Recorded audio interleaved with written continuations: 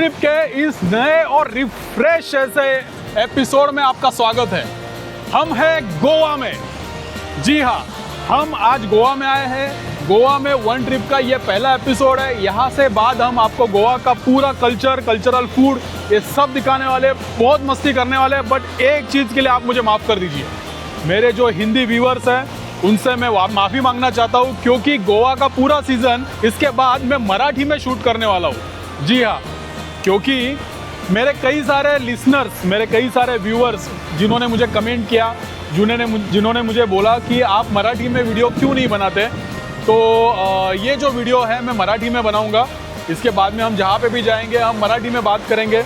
मराठी सीखिए, बहुत प्यारी लैंग्वेज है, आपको बहुत मज़ा आएगा ये पूरे हमारे एपिसोड्स में। और सेकेंड थिंग, आपको सबटाइटल्स भी मिलेगा, तो सबटाइटल्स पे आपको पूरी इन्फॉर्मेशन मिल जाएंगी।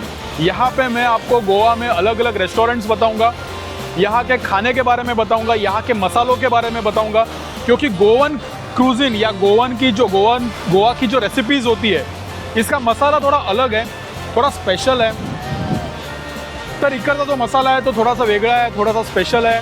आणि गोव्याच्या मसाल्यामध्ये एक वेगळी टेस्ट आहे जी ऑल ओव्हर महाराष्ट्र तुम्हाला दुसरीकडे मिळणार नाही, किंवा ऑल ओव्हर कंट्री देशात तुम्हाला दुसरीकडे कुठेही मिळणार नाही। सगळ्यात पहिला गोव्याचं भौगोलिक स्थान समजून घ्या। गोवा भारताच्या बिलकुल पश्चिमच्या तटावरती गोवा हे राज्य आहे। 15व्या शतकामध्ये इकडे पोर्तुगीज आले। पोर्तुगीजांनी गोव्यावरती 480 वर्ष टोटल राज्य केलं। गोव्याच्या उत्तरेला महाराष्ट्र आहे, महाराष्ट्र बॉर्डर आहे। गोव्याच्या पूर्वेला आणि दक्षिणेला कर्नाटकची बॉर्डर आहे, आणि गोव्याचा पश्चिम भाग हा पूर्णपणे अरबी समुद्र आहे। गोव्याच्या पश्चिमेला अरबी समुद्र आहे, त्यामुळे एक मोठा समुद्र किनारा गोव्याला लाभलेला आहे, आणि त्यामुळे गोव्याला मुख्यपणे पर्यटक स्थळं खूप जास्त आहेत। इकडे पोर्तुगीजांनी खूप, जसं मी तुम्हाला सांगितलं की इकडे पोर्तुगीजांनी राज्य केलं 480 वर्ष। तर इकडच्या लोकांवरती, इकडच्या संस्कृतीवरती आणि इकडच्या टोटल खानपानाविषयी, म्हणजे किंवा आपण जर जेवणाचा विषय घेतला तर इकडच्या रेसिपीजवरती पोर्तुगीजांचा जेवणाचा इफेक्ट किंवा त्यांचा जे कल्चर आहे त्याचा इफेक्ट खूप जास्त आहे।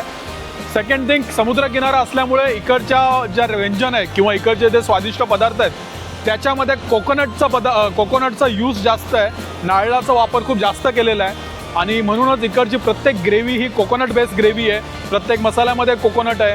तर हे पहिली गोष्ट। सेकंड थिंग, मोठा समुद्रकिनारा असल्यामुळे इकडे मासे खूप खायला भेटतात। वेगळ्या प्रकारचे मासे आहेत, प्रॉन्स आहेत, चोनक आहे, चोनक म्हणजे जिताडा आहे, खेकडे आहेत, म्हणजे जेवढे मासे, समुद्रातले जेवढे मासे आपण खाऊ शकतो ते सगळे मासे ऑलमोस्ट गोव्याला मिळतात। आणि गोव्यामध्ये तुम्ही खूप एन्जॉय करू शकता। तुम्ही ऑलमोस्ट बरेच जण आहेत जे गोव्यामध्ये आलेले आहेत, जे नसतील आले त्यांनी गोव्याला या, गोव्याला येऊन इकडचं जेवण टेस्ट करा, इकडचं कल्चर बघा, इकडचा समुद्रकिनारा, इकडचा निसर्ग खूप सुंदर आहे, तुम्हाला नक्की आवडेल। आणि याच्या पुढे मी आता तुम्हाला एक एक ठिकाणी घेऊन जाईल। आपण नॉर्थ गोवा आणि साऊथ गोवा अशा दोन प्रकारे आपण डिवाईड करणार आहोत। तर नॉर्थ गोवामध्ये आपण काही ठिकाणी रेसिपीज ट्राय करणार आहोत, काही चांगले स्वादिष्ट असे डिशेस इकडे खाणार आहोत। त्यानंतर आपण साऊथ गोव्याला जाणार आहोत, तिथे मेनली मडगावला, ज्याला मार्गोवा बोलतात, तर मडगावला आपण जाणार आहोत। मडगावलाही खूप सुंदर रेसिपीज आहेत। तिकडे आपण स्पेशली व्हेनिस नावाच्या जे एक रेस्टॉरंट आहे त्याला भेट देणार आहोत। ते ऑथेंटिक गोवन रेस्टॉरंट आहे, आणि तिकडे पोर्तुगीज डिशेस पण तिकडे मिळतात, तर तेही मी तुम्हाला दाखवणार आहे। आणि एक डिशेस टेस्ट करूया, एक चांगल्या पदार्थ आपण टेस्ट करूया, स्वादिष्ट पदार्थ टेस्ट करूया।